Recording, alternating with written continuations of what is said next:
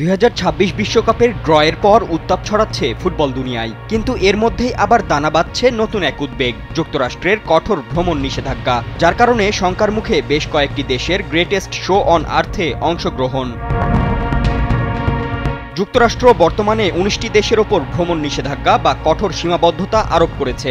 এর মধ্যে পুরোপুরি নিষিদ্ধ 12টি দেশ, যাদের নাগরিকরা কোনোভাবেই যুক্তরাষ্ট্রে প্রবেশ করতে পারবেন না। এর মধ্যে রয়েছে বিশ্বকাপে অংশ নিতে যাওয়া ইরান ও হাইতি।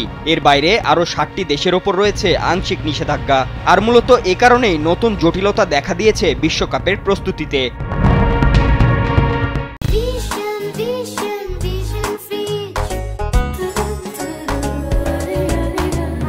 গেল 5 ডিসেম্বর ড্র অনুষ্ঠানের আগে বিপাকে পড়েছিল নিষেধাজ্ঞার তালিকায় থাকা ইরান, যে কারণে তারা শুরুতে ড্র অনুষ্ঠান বয়কটের ঘোষণাও দিয়েছিল।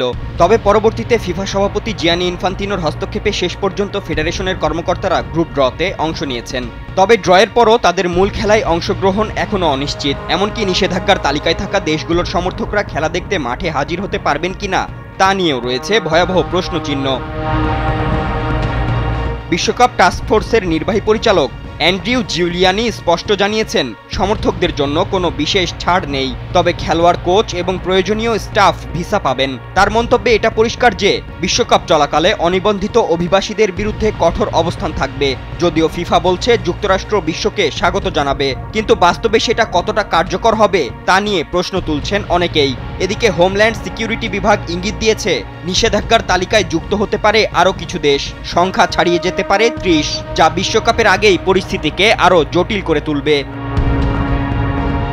বিশ্বকাপ মানে বৈশ্বিক উৎসব, রঙিন স্টেডিয়াম, মিলনের বার্তা, কিন্তু এই নিষেধাজ্ঞা হাজারো সমর্থকের স্বপ্নে আঘাত এনেছে। 2026 বিশ্বকাপ আসলেই কি বিশ্বের উৎসবে পরিণত হবে, নাকি সীমান্ত আর ভিসার বেড়াজালে আটকে মলিন হবে সবটাই?